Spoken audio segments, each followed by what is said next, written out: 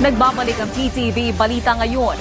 Pinangunahan ngayong araw ni Pangulong Ferdinand R. Marcos Jr. ang distribusyon ng mahigit 200 bagong kagamitan ng National Irrigation Administration sa Taguig City. Bahagi ito ng repleting program ng National Irrigation Administration na naglalayong pabilisin ang mga irrigation project at suportahan ang sektor ng agrikultura. Sa tulong ng mga makabagong kagamitan, mas mapapadali ang siltation at pag-aalis ng debris sa mga kanal at pagsasaayos ng iba pang napinsalang infrastruktura. Batid ng Pangulo ang pasanin ng mga magsasaka sa makabagong panahon at kung hindi area matututukan ang kanilang mga pangangailangan, paniguradong maaapektuhan ang supply ng pagkain sa bansa. Sa tulong ng mga sasakyan, backhoe, dump truck, excavator, umaasa tayo na mas bibilis ang pagsasaayos ng mga nasirang irigasyon at ang pagpapatayo ng mga bagong proyektong patubig. Mula Luzon hanggang Mindanao, maging lowland man o upland farming, siguradong may maasahang sistemang patubig ang mga magsasaka natin. Kinansela ng Metropolitan Manila Development Authority ang pagpapatupad ng odd-even scheme sa EDSA. Paliwanag ni MMDA Chair Attorney Don Artes. Kasunod na rin ito ng pagsuspinde ni Pangulong Ferdinand R. Marcos Jr. sa EDSA Rebuild. Ayon pa kay Chairman Artes, ang nasabing suspensyon ay pagkakataon para sa kanila na muling tingnan ang kanilang plano. Samantala, kasunod ng kautusan, mananatili pa rin ang pag-iral ng number coding scheme.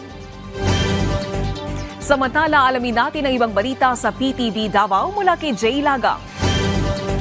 Mayong adlaw, gipresenta sa 56th Infantry Battalion o sa Operational Control sa 10th Infantry Division sa Philippine Army ang 89 ka mga kanhi rebel gikan sa managlahing unit sa New People's Army con NPA kinsa mibalik na sa sabakan sa gobyerno.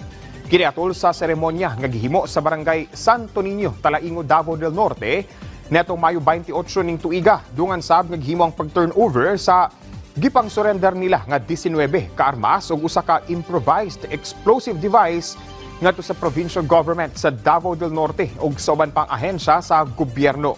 Isip dugang suporta kanila gitunol sab sa Department of Labor and Employment Region 11 ang 1.1 million pesos nga kantidad sa livelihood assistance alang sa tulo ka people's organizations ubos sa Integrated Livelihood Program.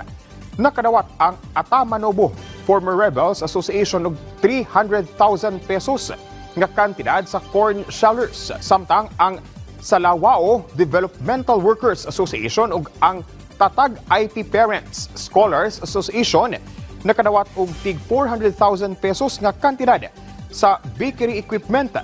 Gidayeg sab sa 10th Infantry Division sa Philippine Army ang gihimo nilang pagsurrender nga dakong tabang sa kalinaw sa lugar. Isip tubag sa mando ni Presidente Ferdinand R. Marcos Jr. nga masiguro ang paspas nga pagtagad sa panginahanglan sa mga pamilyang apektado sa kalamidad.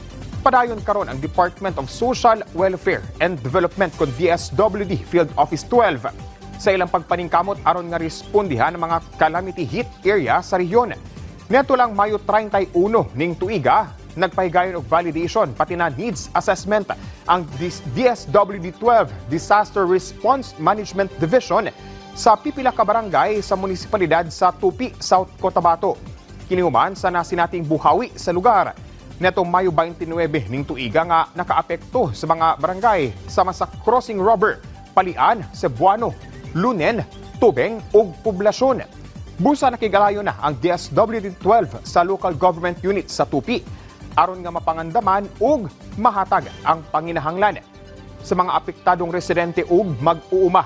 Magpadayon sab ang monitoring ug response operations sa DSWD-12 subay sa ilang mandato nga maprotektahan ang mga vulnerableng komunidad sa epekto sa kalamidad.